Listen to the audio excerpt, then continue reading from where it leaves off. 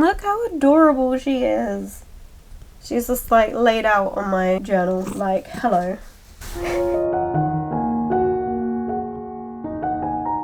Hello my loves, and thank you for joining me. It's Kirsten and we are doing January's wrap up. It's been a good month of January actually. We've done quite a lot of reading and I have lots of stats that I want to go through, so we'll see how long I keep up this for. The way I want to do these videos going forward is different stats. In my journal I am tracking a few different things, so we're going to go through it. First of all, it's going to be like your standard stats of like how many books I've read, DNF'd, things like that. Then we're going to go through the genre stats and then we'll get into all the different books that I have read. We know what a wrap up is, so let's just jump straight into it. Let me know, what was your favourite book of January and do you track stats? That's something I'd be really interested. Like, I used to do this, not as in depth as what I'm doing it now, but we'll see, because like I do have a habit of falling off with tracking things like this, so we'll see if it lasts. Oh, and also before we get into the books that I read, I've got a couple of readathons that I've taken part in, so I will talk about those and how they went as well. So let's get into the stats part of this video though, shall we? So we have books that I have read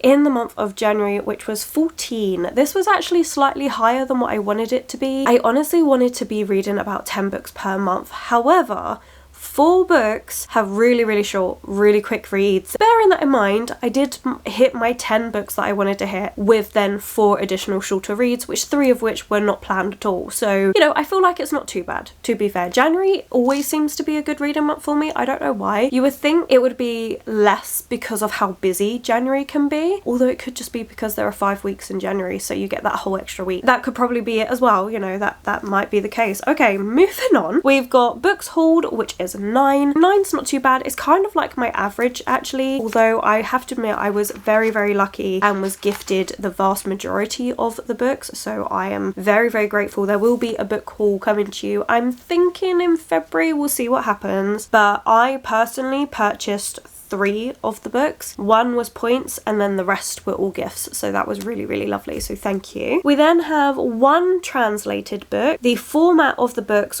10 of them were physical and 4 of them were ebook, and then DNFs were 3, and then rereads was also 3. So I actually am very happy with that. The rereads I wanted to do at least 1 per month, so the fact that I got 3 in was amazing, and the DNFs being 3, honestly about average for me as well. So that is all fine. The stats are looking good on that. Then we're going to go into the genre stats. Now the genre stats will not actually match up with anything properly, because the way I'm doing my genre stats is, if say I'm reading a fantasy book that's also got a romance, so it's fantasy romance, I will put it in the fantasy section and in the romance section. And if it happens to be a cozy fantasy romance, then it goes cozy section, fantasy section and romance section. So just keep that in mind when I'm saying these statistics. But in the month of January I read 7 cozy books, so 50% of what I was reading was a cozy book, which I am so freaking happy with. That is kind of where I want my reading to be for cozy books, because of how much I just really enjoy them, how easy they are to read. It's definitely a staple that I want to make sure I am doing and keep in with this. I think 50% is really good. Fantasy is 8.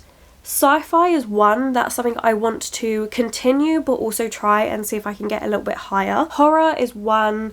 Mystery is 1, which again, I actually would rather that be higher. In the month of February, that should be higher just because of a certain readathon that's going on, which if you don't know, is Get a Clue, hosted by Rainy. Definitely go check it out. It's been a lot of fun. Then romance, we have 2, and other is 3, and other in this case is manhwa. I'm actually quite pleased with how that all's turned out. Now for the readathon. So the main readathon I was taking part in the month of January is TBR-a-thon, hosted by Leandra. There were 3 different ways you could do this readathon. I took part in 2 of them. The first one being Paws and Bookshelves, which I left my game board. I've got no idea where my game board went. I think it's in the other room because I'm planning to put it in the spread that I've got for it. This is what I was doing for the readathon, the different prompts that I got, and the idea that I'm going to have is to cut up the board game and put it around the edge. But yeah, so I did take part in Paws and Bookshelves. I did actually escape, which was great. It's based on like Snakes and Ladders, but make it Paws and Bookshelves. It was good fun. And then I also did take part in the Booktuber bingo, which as you can see, I did get a bingo. I'm not going to talk in depth about it because, well, I've been doing that for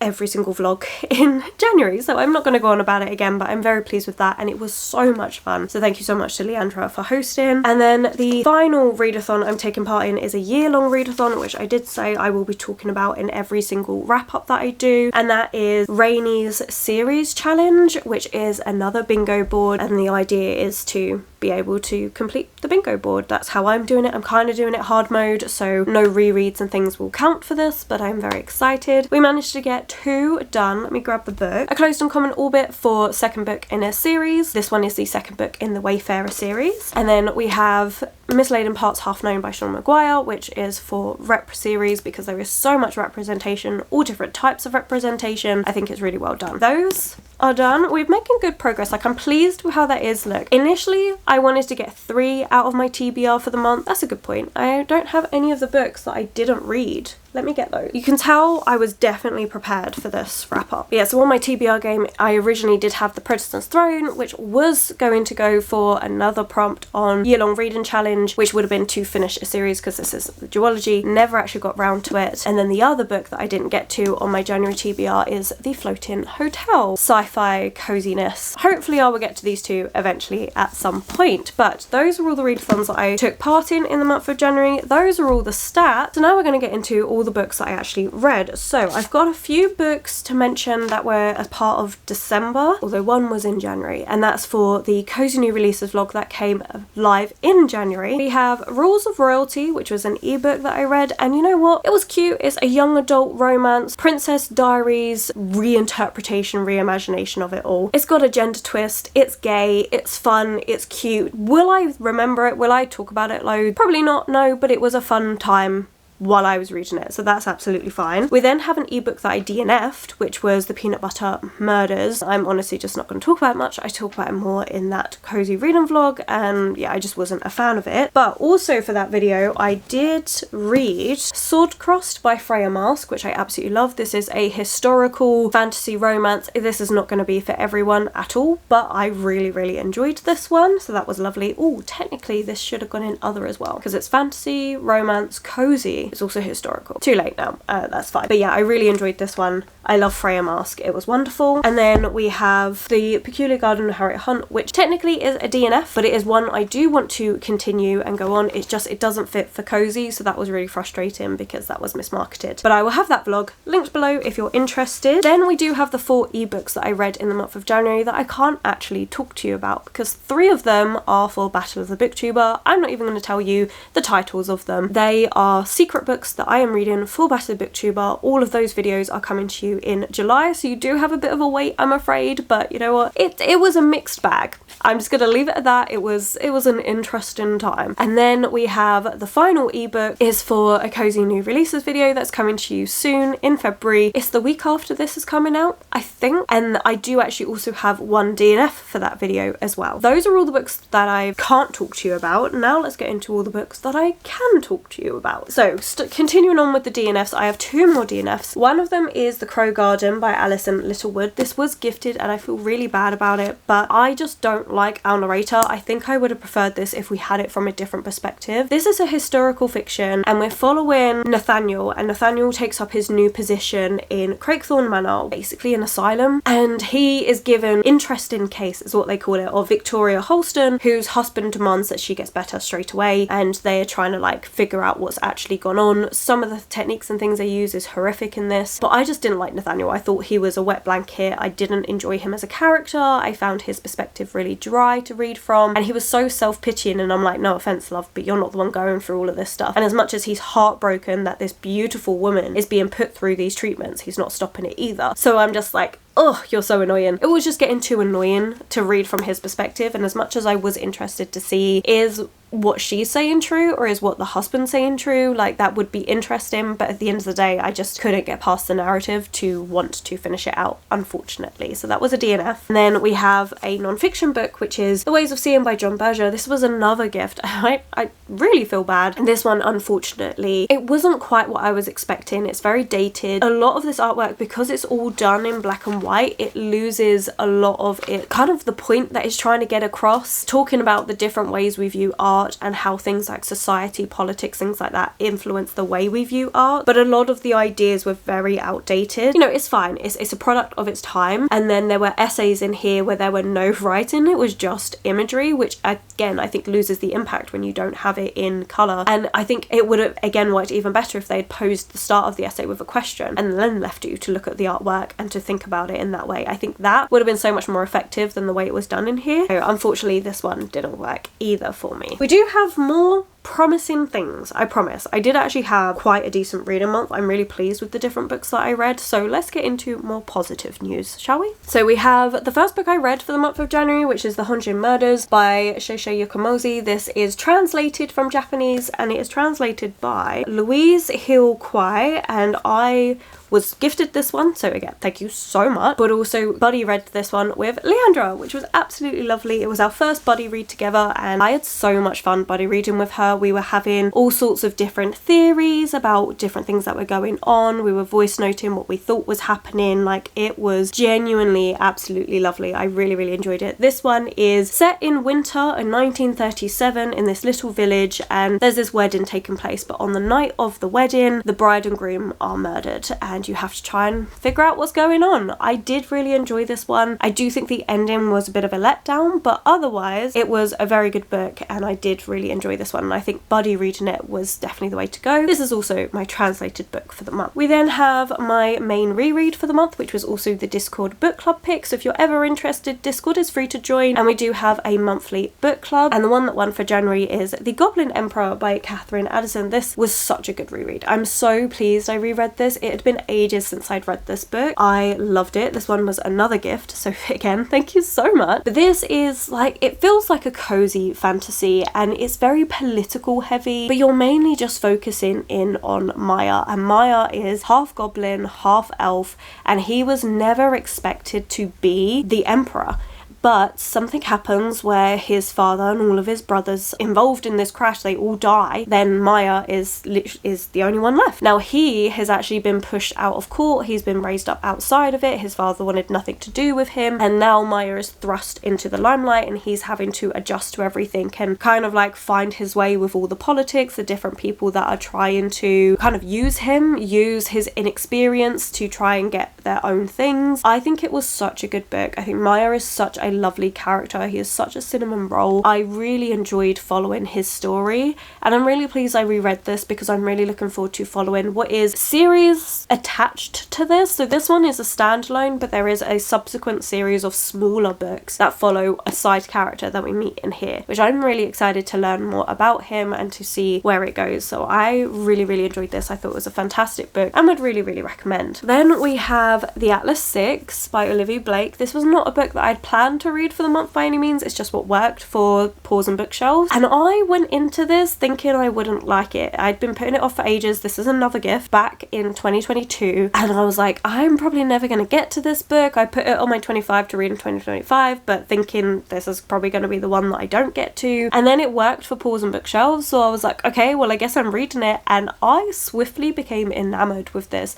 I really enjoyed the different characters. I really enjoyed the dynamic between them. Honestly, this book is very pretentious, but I also kind of liked it for that as well. So in this one we're following 6 different main characters and they are all magicians. They are all, well, they call it something else. They call it Medians. They are really powerful though, and they get selected by this guy called Atlas, and he's like, hey, if you come with me for a year, at the end of this year, 5 of you are able to go into this Alexandrian society and you will be able to achieve everything that your heart desires, whether it's knowledge, whether it's money, whether it's power, whatever it is, we are able to help you with it. You've just got to survive the year. And so that's what they do, and you're seeing the 6 of them having to work together in some instances. You're seeing the friendships that are formed, the enemies, the lines that are drawn. Like, it is so good in a way that I wasn't expecting it, to the point where I then picked up the second book straight away because, well, I didn't read it, but I did purchase it. I really liked this one, surprisingly. So yeah, I enjoyed this I did enjoy this a lot. I actually liked the twist. I didn't see that coming, so I'm really intrigued to see how that's going to go, where the next book is going to go. I don't know, I just thought it was really good, really well done, and I'm pleased that I finally read it, because otherwise this just would have sat on my shelves for such a long time. I may never have actually read it.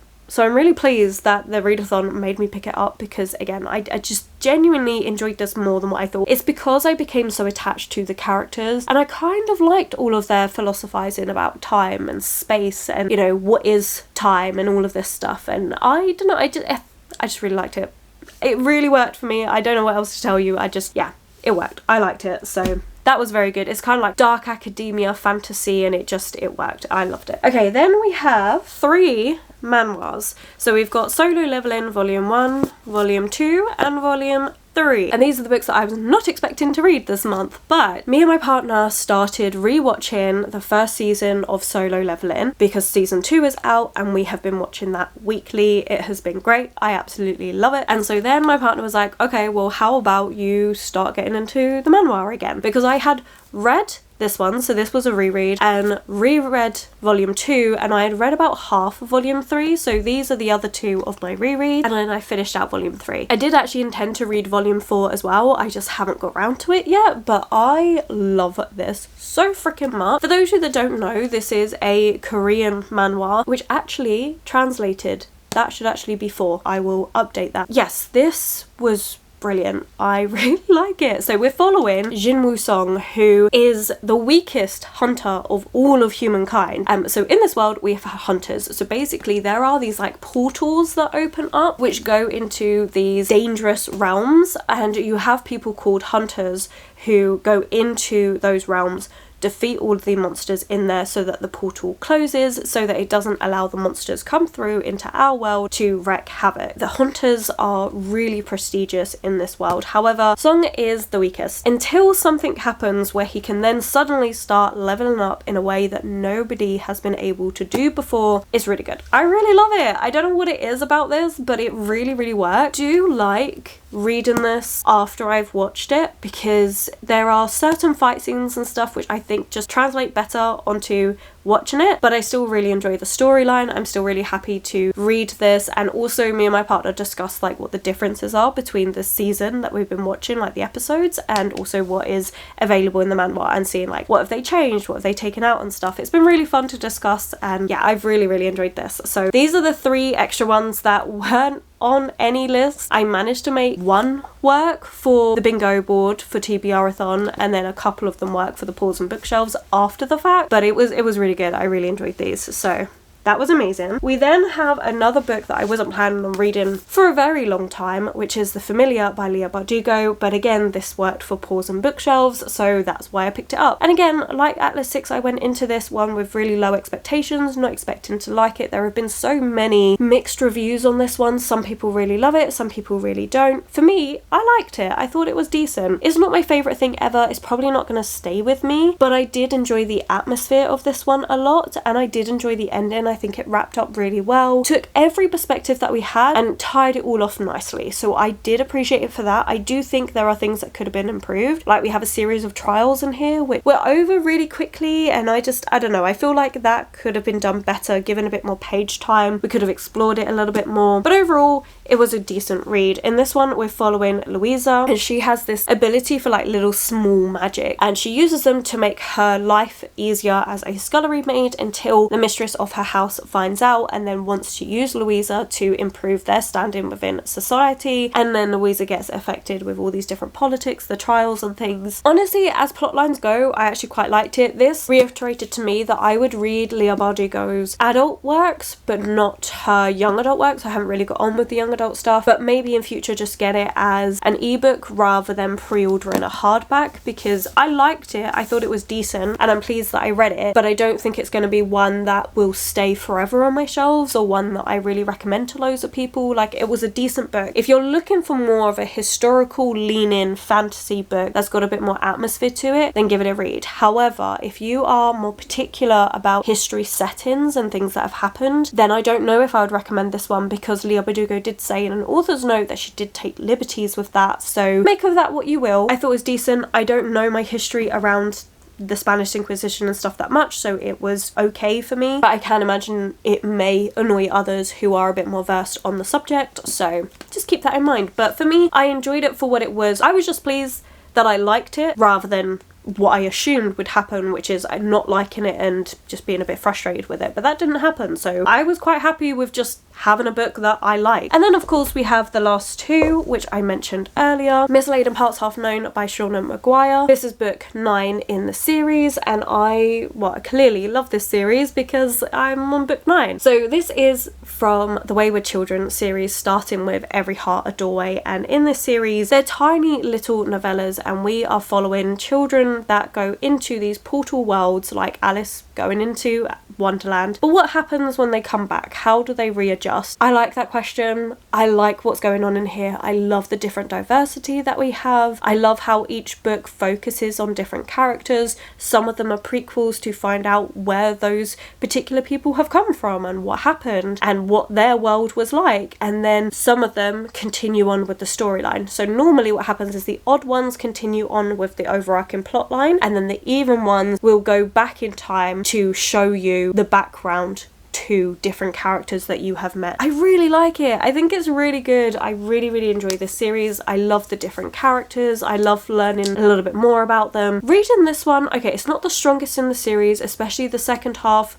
It got repetitive, which is frustrating considering the second half is only 70 pages. But I love these characters. I love this series. For me, this is really comforting. I genuinely don't mind that it was a bit repetitive, that there are problems with it, because I'm already invested and committed to this series, so it's fine. Reading this one, it made me want to reread the whole series. I have book 10, so I'm thinking once I've read book 10, I am going to reread this whole series because they're just so good, and it's been such a long time since I've read the first book. I think I read the first book twice, and I think the second book I've read twice. The second book is still my favourite one, but the rest of the series, I really want to reread them all. I think it's such a good little series. If you're looking for like a little bite-sized book just to try this series out, just give it a try. It's really good. I really enjoy it, and I love, like I say, the representation in the series is wonderful. Finally, we have A Closed and Common Orbit by Becky Chambers. This is a cozy sci-fi, and I had so much fun with this. I'm so pleased I finally continued on with this series, because I first read the first one, A Long Way to a Small Angry Planet, back in March, so it's been almost a year, but I'm finally continuing on, and that's something I am working to improve this year, is actually continuing on with series, so I'm really pleased that I did manage to do that. And this one was so wonderful. So it does take place, it's like split timeline. Some of it takes place directly after the events of the first book, and then some of it takes place way before, but we're following different characters. So in the first book you meet a bunch of different characters and you're following their story aboard the Wayfarer, which is a tunneling ship in space that creates these tunnels almost like shortcuts through space, and you see this found family and everything together, and it's quite expansive. You get to meet different planets, you get to meet lots of different people and learn quite a lot about this universe. In this book is a lot more focused in on one particular group of characters, which are kind of like side characters from the first book, and I really liked that. It made it feel so much more cozy, which is incredible because the first book is still super cozy. Hyper focusing in on this group of characters worked so well, and this storyline was so much about learning to accept yourself. It was so wonderful and poignant, and I just think it worked really well. And I really liked the way that we did have the split timeline, and that each chapter was the different timelines, because it really kept you engaged. It really kept you wanting to know what's going on, and I loved it. I thought it was so well done. Really looking forward to continuing on with the series and seeing what the next two books bring and what different characters we're going to be following, because I do think it's just so well done. So yeah, I'm really excited to carry on and do that, because this was really good. I'm surprised. Well, the thing is, I would say I'm surprised it took me so long to read this because it was so good. Yes, but no, because I was very good at starting loads of series last year and continued on with none of them. I'm really pleased that I'm taking this year to continue some of those series that I really adored from last year. So I'm really pleased to finally be doing that, and this one was a really good one to do it with. So hopefully I'll be reading that third book shortly, and then hopefully the fourth, and we can just finish out the series. And this is definitely a series that I would reread, especially this book I would definitely reread. Judging on the two that I've read, I would reread both, but I think I would be drawn into rereading this one the most, just because I really liked this storyline. I thought it was really well done. So those are all the books that I read in the month of January. You'll have to let me know if if you've read any of them and what you thought of them. Again, I do have 4 ebooks that I can't talk to you about, plus 1 DNF. The DNF and one of the ebooks you will find out about in February's wrap up. Oh, and also in the Cosy New Releases vlog when that comes out in February. But otherwise, the other 3 you'll have to wait till July. But yeah, I've had a really good reading month. It's been very, honestly, I'm just very happy. I don't think I've had, apart from the DNFs, I haven't had a book that I've been like, oh, I wish I'd stopped reading, out of the ones that I can talk to you about. Take with that what you will. But out of the ones that I can talk to you about, I think I have had a really, really good reading month. It's been really fun to be able to kind of mood read as well, and just leaving it up to the game and seeing what prompts came my way to be able to choose.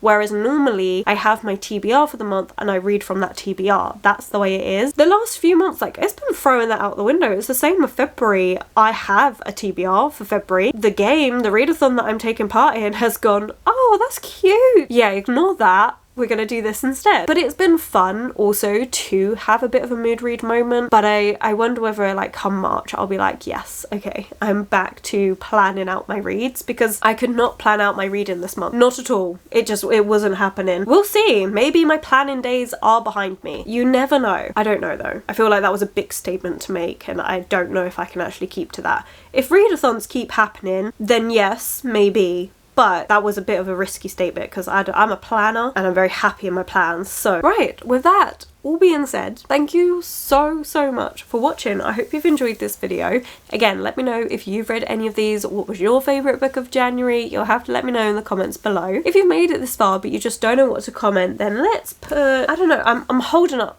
This is on top, so let's just do a space emoji if you've made it this far or you just don't know what to comment. Or you could do a little cat, because Hermione's like right here. Let me show you. Look how adorable she is. She's just like laid out on my journal like, hello. She is so cute.